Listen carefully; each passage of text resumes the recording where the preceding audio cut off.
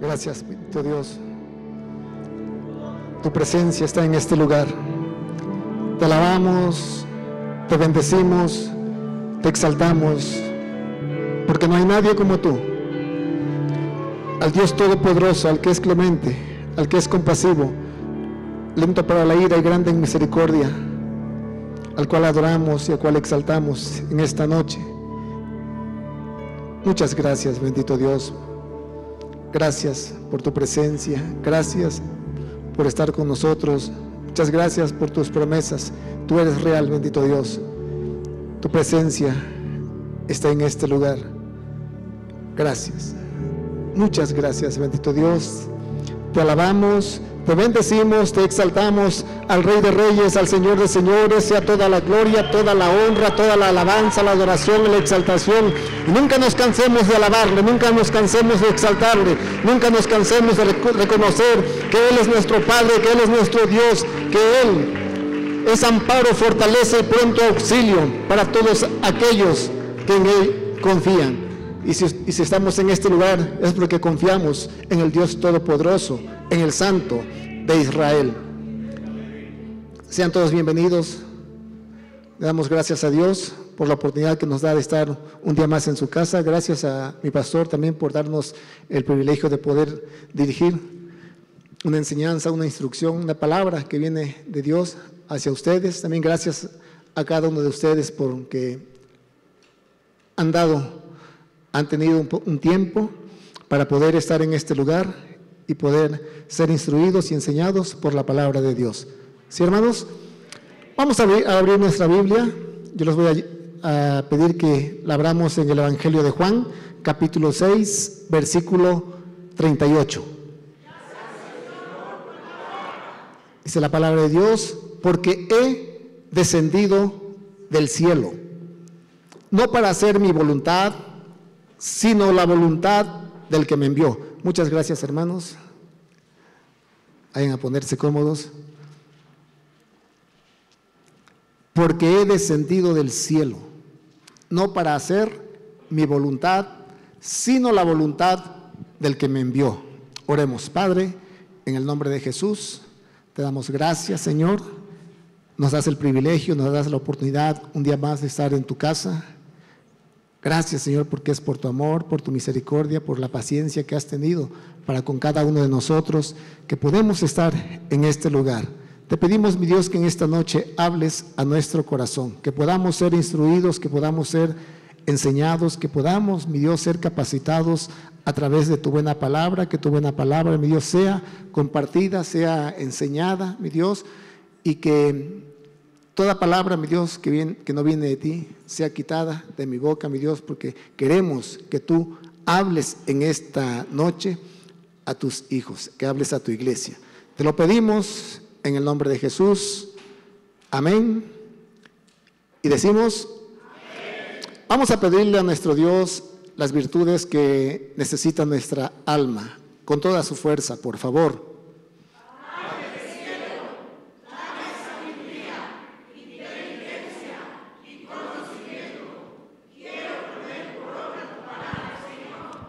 Amén. Fuerte el aplauso. Fuerte el aplauso. Yo les voy a pedir que tomen su asiento.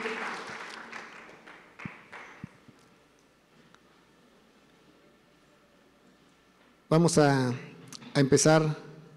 Vamos a compartir. Vamos a estar un momento atentos a la enseñanza, a lo que Dios nos quiere hablar en esta noche. En el versículo 39 continúa hablando nuestro Señor Jesucristo y dice: y esta es la voluntad del que me envió, que de todo lo que Él me ha dado yo no pierda nada, sino que lo resucite en el día final. Porque esta es la voluntad de mi Padre, que todo aquel que ve al Hijo y cree en Él tenga vida eterna, y yo mismo lo resucitaré en el día final. Uno de las cuestiones que vivimos como personas, como seres humanos, y que en cierto modo es una ventaja, es algo que Dios ha puesto en nuestro ser, que es el libre albedrío, la capacidad que tenemos nosotros para decidir a hacer lo que nosotros creamos conveniente. Pero miren cómo aquí nuestro Señor Jesucristo nos enseña y nos muestra en su palabra, da una instrucción que Él no vino para hacer su voluntad, sino la voluntad del que lo envió, o sea, la voluntad de su Padre. Y a mí me llama la atención, hermanos, en la primera parte del versículo 38, que dice que Él ha descendido, ¿de dónde dice? Del cielo. Déjeme decirle, hermanos, que nosotros, como hijos de Dios, también tenemos esa ciudadanía. Nosotros pertenecemos al cielo. Miren lo que dice Filipenses capítulo 3, versículo 20. Dice, porque nuestra ciudadanía está en los cielos, de donde también ansiosamente esperamos a un Salvador, el Señor Jesucristo. Nuestra ciudadanía, nuestro origen, nuestra matriz, dice en el libro, en la carta a los Gálatas, que está en la Jerusalén celestial, la que es libre. Y nosotros fuimos enviados también a la tierra. ¿Y a qué creen que fuimos enviados? Si el Señor Jesucristo vino a hacer la voluntad del Padre, nosotros, ¿será que no también hayamos venido a hacer la voluntad del Padre?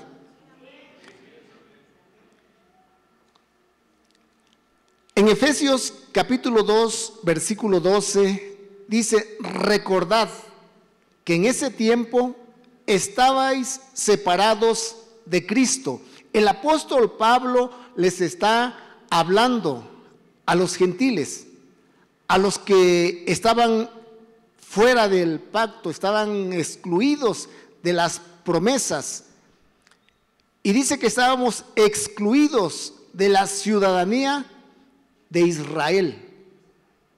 A muchos no les gusta eso. Algunos se inconforman. Los judíos no quieren reconocer que nosotros estamos incluidos dentro de la ciudadanía de Israel. Eso no es cualquier cosa, hermanos.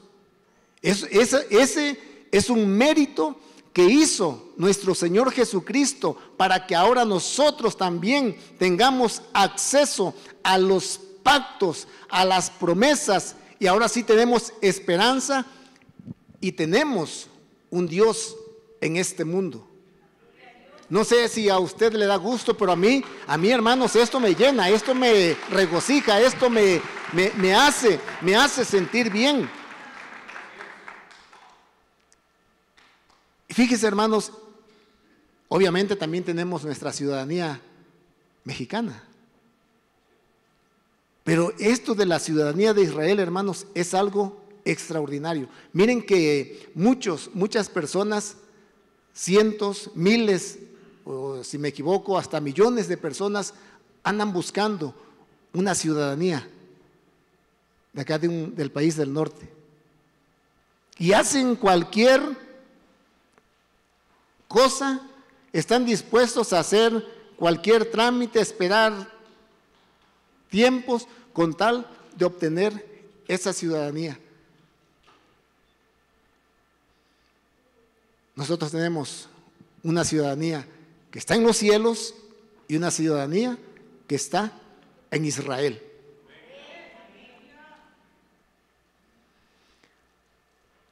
Y dice, le estábamos leyendo, hermanos, que nuestro Señor Jesucristo vino a hacer la voluntad del que lo envió.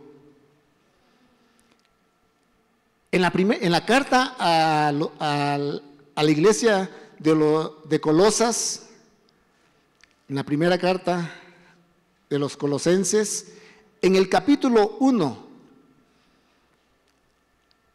versículo 14 o 15, habla el apóstol Pablo, inspirado por el Espíritu Santo, y habla acerca de Jesucristo. Eso no está en la diapositiva, pero dice que Él, o sea, nuestro Señor Jesucristo, es la imagen del Dios invisible, el primogénito de toda creación, porque en Él fueron creadas todas las cosas, las que están en los cielos y las que están en la tierra, las visibles y las invisibles, sean tronos, sean principados, sean potestades. Dice que todo fue hecho por medio de Él y para Él. Y en Él todas las cosas fueron hechas. Y en Él todas las cosas, dice la versión que estamos, dice subsisten. O sea, todas las cosas están en armonía. Todas las cosas están en orden. Déjeme decirle, hermanos, que si no es por nuestro Señor Jesucristo, Génesis capítulo 1, versículo 2, donde habla acerca del caos, donde habla acerca de la vaciedad, continuara existiendo. Pero nuestro Señor Jesucristo vino a poner armonía en todas las cosas, vino a poner un orden. Y es por eso, y en todas las cosas, es por eso que cada cosa está en su lugar, visibles e invisibles. Hermanos, ese ser todopoderoso que hizo todas las cosas, que todas las cosas fueron hechas por medio de Él y para Él, es el que vino a hacer la voluntad del Padre. Ahora, si nos vamos, hermanos, a la carta a los Filipenses, en el capítulo 2, donde habla primeramente acerca de la humillación, acerca de la humildad que vino a desarrollar nuestro Señor Jesucristo aquí en la tierra, donde dice que nos habla a nosotros y dice que haya pues en vosotros el mismo sentir que hubo en Cristo Jesús, el cual siendo en forma de Dios, no se aferró en ser igual a Dios, sino que se despojó de su deidad y en la condición de hombre se fue a la muerte, fue a la cruz, se dio en sacrificio, dio su vida en sacrificio. Y ese evento es lo que Él hizo. Dice que Dios lo exaltó hasta lo sumo. No hay nadie más arriba que Jesucristo. Él es el que está muy por encima de toda la creación, para que en el nombre de Jesucristo se doble toda rodilla de los que están en los cielos, en la tierra y aún debajo de la tierra, y toda lengua confiese que Jesucristo es Dios. Jesucristo es el Dios todopoderoso. Hermanos, déjenme decirle que a ese Dios, ese ser tan extraordinario, maravilloso, majestuoso, vino a la tierra a hacer la voluntad del Padre. La pregunta, hermanos, es: ¿nosotros estamos haciendo la voluntad del Padre? Nosotros estábamos excluidos como gentiles. No teníamos acceso, no teníamos oportunidad de pertenecer, de estar, de ser ciudadanos de Israel. Y éramos extraños a los pactos de la promesa. No teníamos esperanza. Es lo que dice Efesios 2:12. Y anduvimos sin Dios en el mundo. Pero un día, el Dios de toda misericordia, el Dios de toda compasión, puso sus ojos en usted y en mí. Y por eso estamos en este lugar. Y por eso ahora tenemos la ciudadanía de los cielos y también tenemos la ciudadanía de Israel.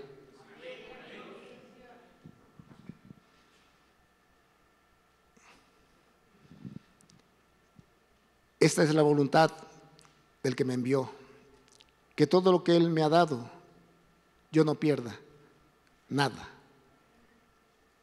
Y que se le dio a Jesucristo, lo veíamos hace unos días, se le dio todo.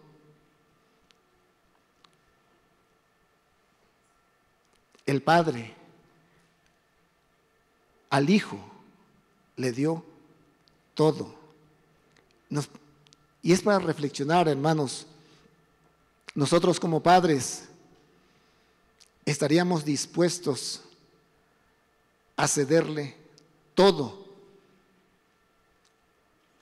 a nuestro hijo.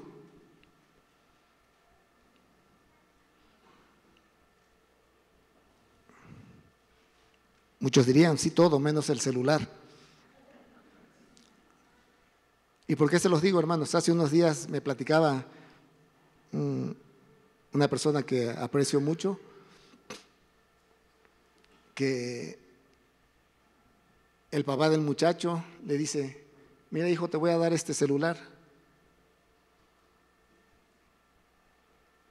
Te pido que lo guardes, que lo cuides, y yo te lo voy a pedir después. Cuando yo lo necesite, te lo voy a pedir.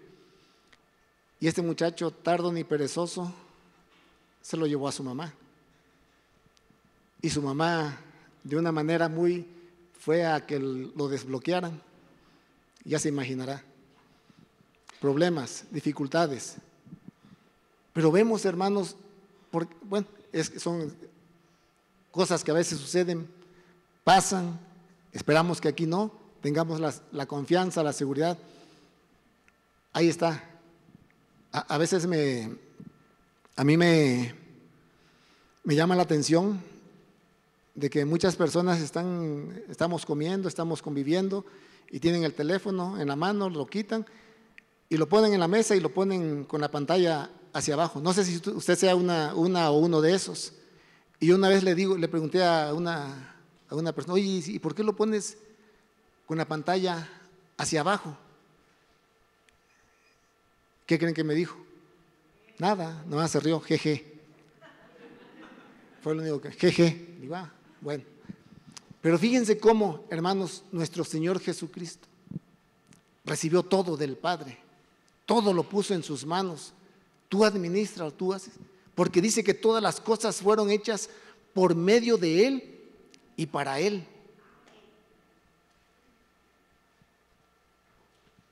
Y Él vino a hacer la voluntad del Padre. Dice que, volviendo a Efesios, que en ese tiempo nosotros estábamos separados de Cristo. Hermanos, y separados de Cristo es el caos. Separados de Cristo, nada podemos hacer. Separados de Cristo es la ruina.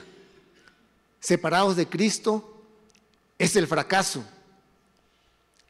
separados de Cristo, no tenemos esperanza. Por eso, hermanos, no tomemos en poco, no tomemos en vano lo que continuamente se nos está exhortando, continuamente se nos está hablando, continuamente se nos está compartiendo. No dejemos de congregarnos, permanezcamos fieles, permanezcamos firmes. Los tiempos son difíciles, son complicados y cada día va a ir empeorando. O sea, y no es algo que uno quiera imponer temor, miedo en el corazón no, es una realidad, lo dice la palabra. Así rápidamente, hermanos, podemos resumir que las separaciones nunca han sido, ni serán, ni fueron buenas. Todos aquellas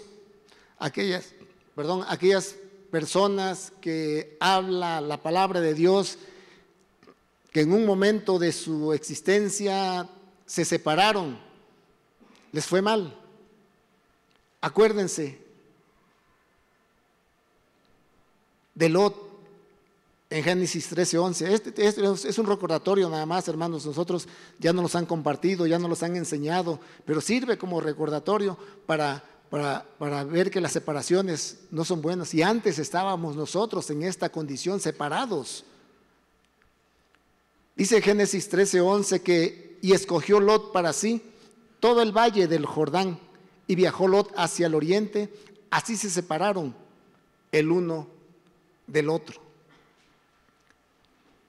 No haya pleito, empezó a haber pleito, empezaron a haber diferencias, empezó a haber confrontaciones entre los pastores. Eran muchas las posesiones, la tierra ya no los podía sostener, era mucho el ganado, eran muchas las ovejas, eran muchas las tiendas que poseían cada uno. Lot se había hecho muy rico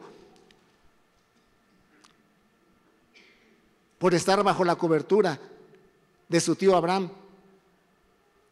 Y llegó el momento que se sintió autosuficiente, que se sintió que él podía solo y consintió. Está bien, vamos a separarnos. Conocemos el desenlace, conocemos cómo él, a causa de esta decisión, hubo pérdidas materiales, hubo pérdidas familiares. Y por la misericordia de Dios, Lot siguió viviendo.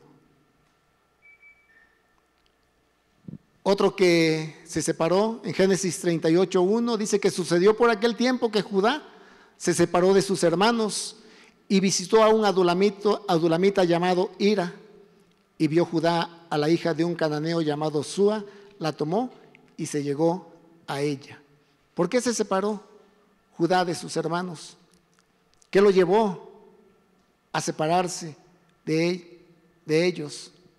En el capítulo anterior vemos cómo Judá cuando iban a matar a José, él tuvo la idea, dice, no lo vamos a matar, vendámoslo, hay que venderlo.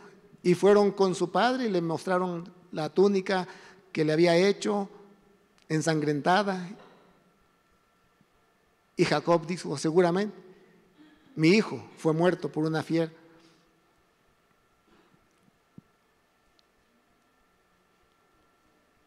Tal vez por remordimiento, tal vez porque no soportó, no toleró la idea de que él había participado en este evento de la venta de su hermano. Se casa con esta mujer, tuvo 3 hijos, Onán y Sela. Y también conocemos cuál fue el desenlace de este evento. Dice que era malvado. Y así dice la palabra, que Dios lo mató. Cuando Onán tenía que cumplir con la costumbre que era en aquel tiempo de que tenía que hacer descendencia a su hermano, no quiso, no estuvo de acuerdo. Y dice que también Dios lo mató.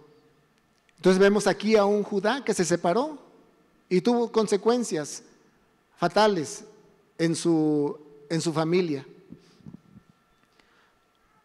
Otro que se separó, nos los han compartido varias veces de diferente perspectiva. En Ruth 1:1 aconteció en los días que gobernaban los jueces, hubo hambre en el país y un hombre de Belén de Judá fue a residir en los campos de Moab con su mujer y sus 2 hijos. Durante el tiempo de los jueces, en otra versión dice que durante el tiempo de los jueces hubo una gran sequía en el país. ¿Por qué venía la sequía a Israel? Porque obviamente si había sequía es porque el cielo no daba la lluvia. ¿Qué pasaba? ¿Por qué? ¿Por qué se cerraba el cielo sobre Israel? Cuando el pueblo era desobediente, rebelde a las instrucciones de Dios.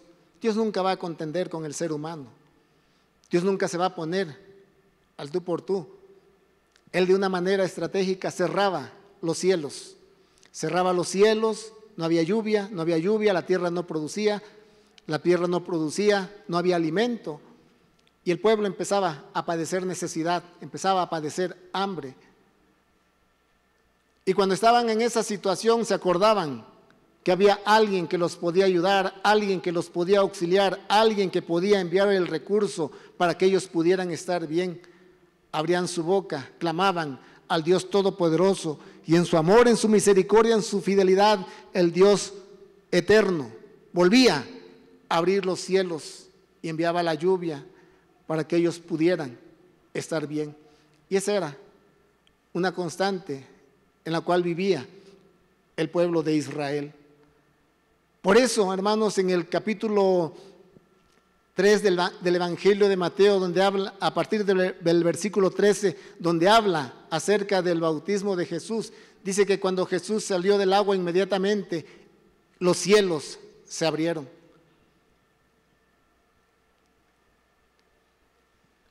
Cuando nuestro Señor Jesucristo hizo su aparición en esta tierra, los cielos estaban cerrados. Israel caminaba en sequedad. Israel, tanto espiritual como materialmente, no había recursos.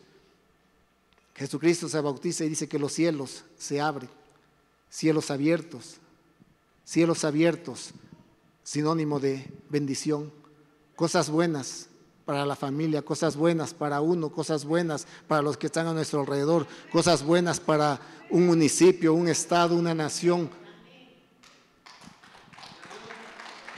Busquemos, hermanos, que los cielos siempre estén abiertos sobre nuestras vidas. Pero este hombre, cuando vio la necesidad, cuando vio la sequía, cuando empezaron a padecer hambre, dice, me voy. Porque déjenme decirles, hermanos, que Elimelec era una persona con recursos. No quiso ayudar, no quiso auxiliar, no quiso tender la mano al necesitado. No cerremos las ventanas, las puertas de la bendición. Apoyemos al necesitado, apoyemos a aquel que está pasando por momentos difíciles y complicados. A veces, hermanos, nos enteramos que alguien está pasando por un momento difícil y a lo mejor yo lo he dicho también y a veces uno se pone a reflexionar, se pone a meditar, porque a veces uno dice, ay, si necesitas algo, me avisas. Pero ¿saben qué, hermanos? ¿Qué mejor? La mejor obra de Sedacá que podemos dar, el nivel más alto que podemos nosotros mostrar hacia el necesitado, es ayudarlo, apoyarlo, aún antes de que Él nos pida, aún antes de que Él extienda su mano para pedirte una ayuda. Y este hombre, Elimelec, se fue, abandonó, se separó de Belén, la dejó ahí a esta nación, a esta ciudad. Y también vemos las consecuencias que él tuvo al haberse separado de Belén. Murió él, sus 2 hijos. Con el tiempo regresó Noemí a Israel. Otro muy conocido está en Lucas 15:13. No muchos días después, el hijo menor, juntándolo todo, partió a un país lejano y allí malgastó su hacienda viviendo perdidamente. Otras versiones dice que vivió desenfrenadamente, llevó una vida lujuriosa, llevó una vida disoluta. Y a veces nosotros nos preguntaríamos, el hijo tenía todo en la casa, ¿qué lo orilló? ¿Qué lo motivó? ¿Quién lo persuadió a que abandonara al padre, a que abandonara al hijo? Perdón, a que abandonara la casa. ¿Acaso era maltratado? ¿Acaso era tratado mal? ¿Acaso le daban demasiado trabajo por ser el menor? No, tú te vas a encargar de todo. No, porque dice que tenían siervos. Alguna responsabilidad debió haber tenido, pero no era para que él abandonara la casa. Más adelante veo qué quiere decir pródigo. Yo a veces estaba un poco desubicado en cuanto a la palabra, y yo pródigo lo relacionaba como que era un prodigio. Dice, no, pues si es pródigo de prodigio, pues era algo bien, ¿no? Era muy, muy, muy excelente. Y dice el diccionario que es una persona que desperdicia y consume su hacienda en gastos inútiles, sin medida ni razón. Es alguien que despilfarra, derrocha o malgasta. Y ahí en derrochar, malgastar, podemos aplicar varias cosas. Pero dice que gastos inútiles.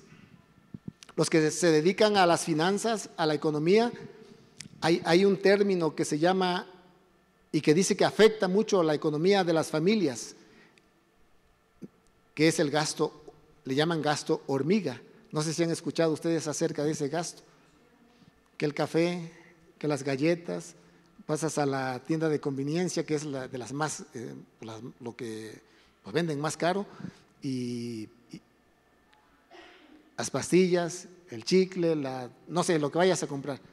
Eso está considerado y eso a la larga, a las semanas, a los meses, con el tiempo, minan la economía de las personas, de las familias. Entonces, son gastos inútiles. Y este muchacho, no crean que se iba a los centros comerciales. No, anduvo en lo peor, dice, hay una versión, llevó una vida disoluta, perdida. Tanto así que estaba tan perdido que dice que volvió en sí. O sea que su mente ya no estaba trabajando, su mente ya no reaccionaba. Y llegó el momento que volvió en sí. ¿Qué hago aquí? Pero ya se había gastado todo.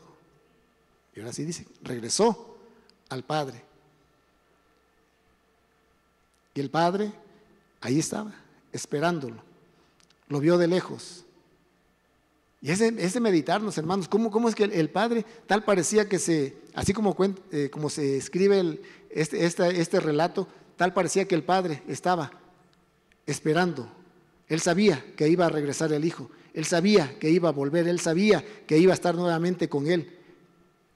Y ese es el amor también de nuestro Padre.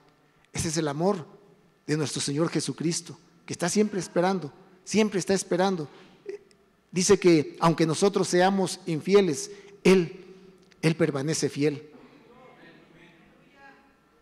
Yo siempre les con algunos hermanos que por alguna razón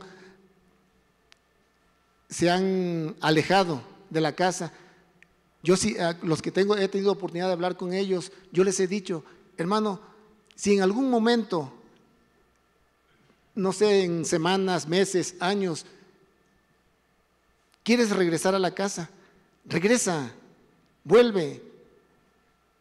¿Saben por qué se los digo, hermanos? Porque también me he topado con hermanos que lo primero que dicen, no, pero ¿qué va a decir la iglesia?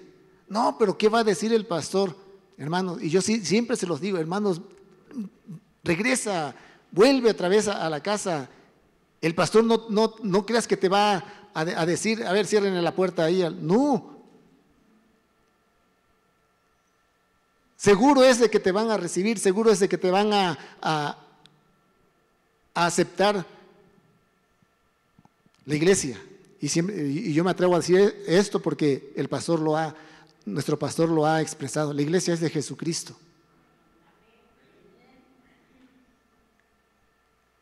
Y Él es el que hizo el sacrificio por cada uno de nosotros. A veces consumimos el tiempo de los demás. A veces hacemos perder el tiempo de las demás personas. Y eso es un gasto inútil. A veces somos impuntuales en nuestras citas, en nuestros compromisos. Y eso es un gasto inútil. Cuando nos invitan, ahí también puse el ejemplo, cuando nos invitan a un evento y no vamos, eso es un gasto inútil. ¿Por qué es un gasto inútil? Porque seguro es de que la persona que te invitó hizo un presupuesto. Dice, ¿quién va a venir? No, pues va a venir Marco Simón con su familia, son 10 hijos. Y empiezan, ¿quién más? Fabián, no, son 8 ahí. Y empiezan a hacer, y el mero día, horas antes del evento, ¿qué cree, hermano? Que no puedo ir.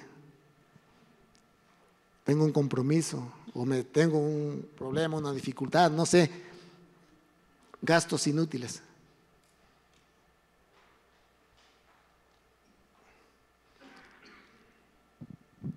Nos excusamos, así como se acuerdan aquella ocasión cuando dice que la gran cena estaba lista y todos empezaron a excusarse, unos diciendo, no, pues yo compré un terreno y lo tengo que ir a ver.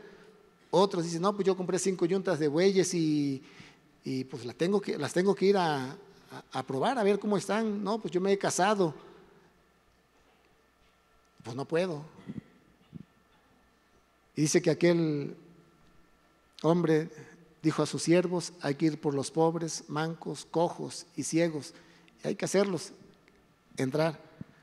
Y sabe, así estábamos nosotros en un tiempo, así caminábamos, estábamos sin Cristo, pobres, mancos, cojos, ciegos, no veíamos, no caminábamos bien, pero Jesucristo enderezó nuestros pasos, Jesucristo enderezó nuestras veredas, Jesucristo enderezó nuestro camino y ahora podemos caminar, podemos estar en su camino. Y esta es la voluntad del que me envió, que de todo lo que Él me ha dado yo no pierda nada, sino que lo resucite en el día final. Y ese es el propósito. Jesucristo no quiere, Él no es un perdedor, Él es un triunfador. Nada de lo que dice, que lo que está en sus manos, nada, no se va a perder nada. En Lucas 15:4 habla, el Señor Jesucristo está hablando y habla acerca de una oveja descarriada. Y dice, ¿qué hombre de vosotros, si tiene 100 ovejas y una de ellas se pierde, no deja las 99 en el campo y va tras la que está perdida hasta que la haya? Al encontrarla la pone sobre sus hombros gozoso. Y cuando llega a su casa, reúne a los amigos y a los vecinos diciéndoles: alegraos conmigo, porque he hallado mi oveja que se había perdido. Os digo que de la misma manera habrá más gozo en el cielo por un pecador que se arrepiente que por 99 justos que no necesitan arrepentimiento. El gozo, la alegría.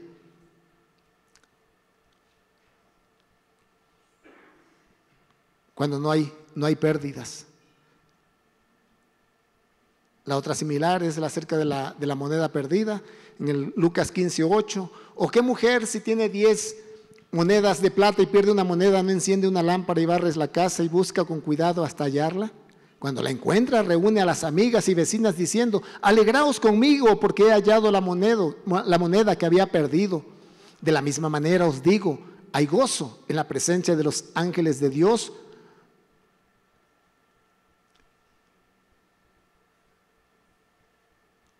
Se me perdió ahí. Bueno, ahí se me... Perdón, hermanos, por ahí ya no...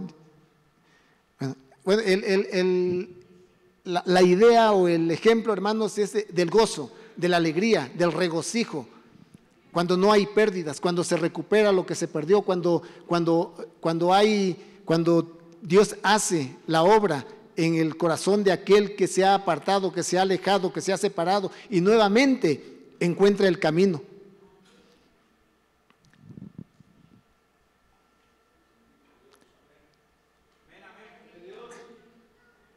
¿Qué hacer para cumplir la voluntad de Dios?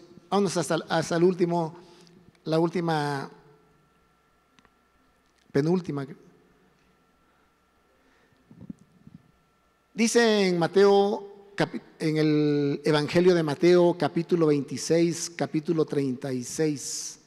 Entonces Jesús llegó con ellos a un lugar que se llama Getsemaní y dijo a sus discípulos: sentaos aquí mientras yo voy allá y oro.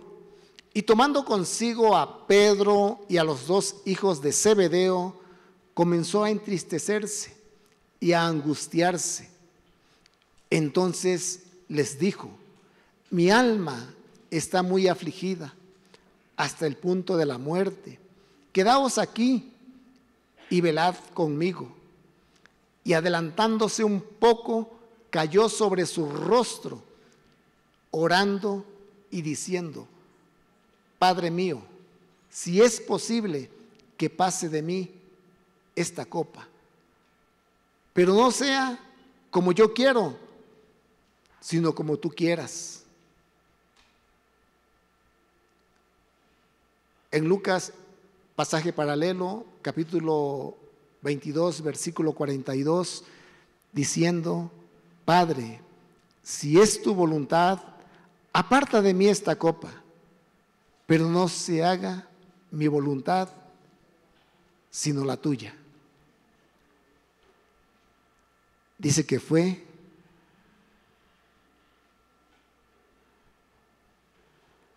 al Getsemaní.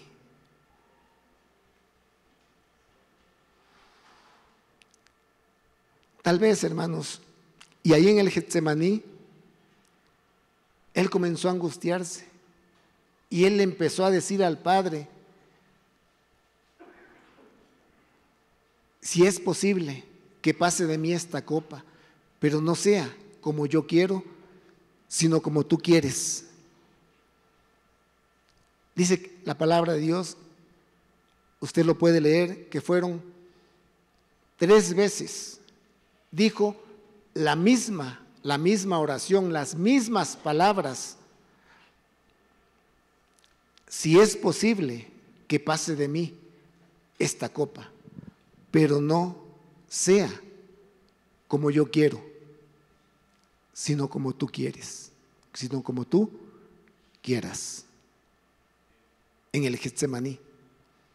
Tal vez, hermanos, en el Getsemaní fue un lugar en el cual está diciendo que él se angustió. Ahí fue donde él sintió el peso de la cruz. pero ahí también hubo un silencio del Padre. Y dice la palabra de Dios que vinieron ángeles a confortarlo. O sea, en otras palabras, no, tienes que pasar, tienes que tomar esta copa. No hay forma de pasarlo por alto. Y lo que sí hizo el Padre, dice que envió ángeles a que lo confortaran, a que lo animaran, y solamente él así pasó. Y yo mi pregunta es, ¿por qué fueron 3 veces? ¿Qué hubiera pasado? A veces yo me pongo a reflexionar si el Señor Jesucristo hubiera clamado una 4ª vez. ¿Será que el Padre lo hubiera escuchado? Porque ahí dice que fueron 3 veces. Pero Él vino a hacer la voluntad del Padre.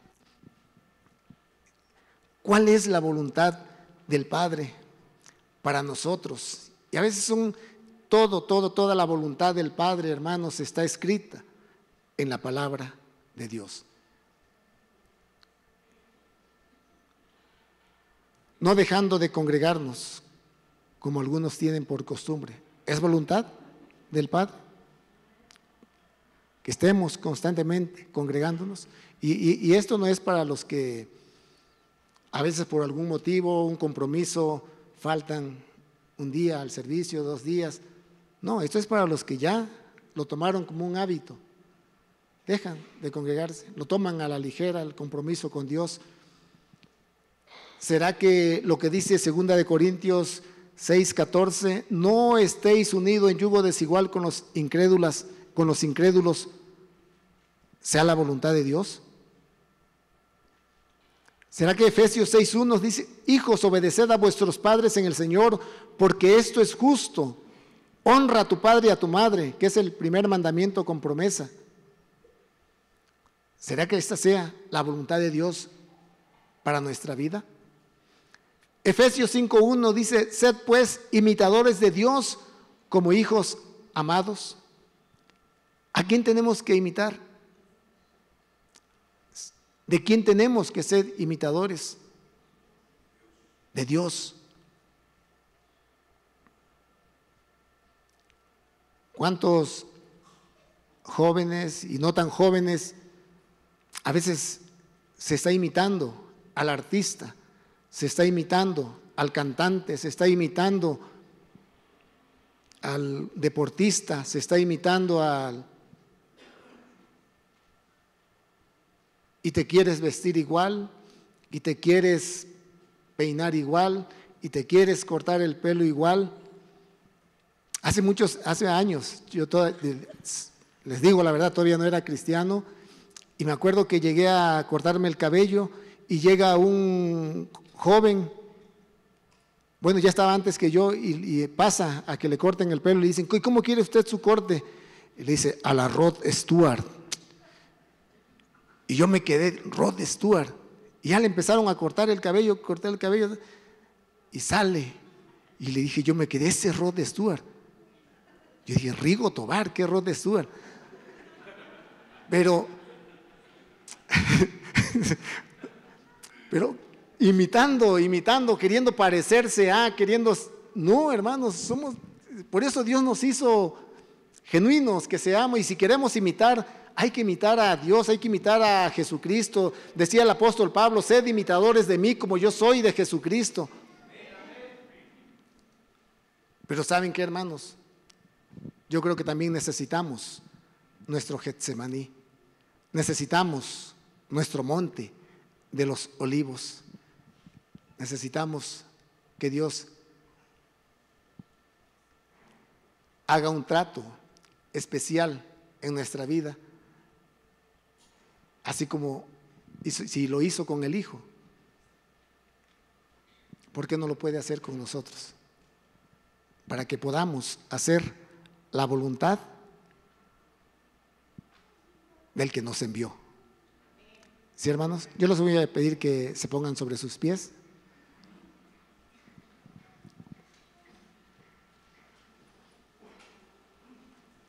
Podemos buscar la voluntad del Padre. Está escrita en su palabra. Está escrita. Y nosotros sabemos que la voluntad del Padre es buena, es agradable, es perfecta.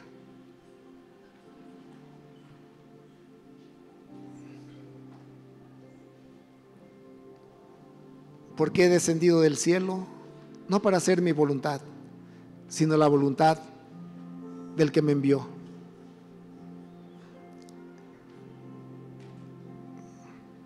Padre, en el nombre de Jesús, te damos gracias, mi Dios, por tu palabra. Gracias por hablarnos. Gracias por cuidarnos, por protegernos, por estar al pendiente de nuestras necesidades. Tú conoces, mi Dios, nuestras necesidades y siempre, mi Dios,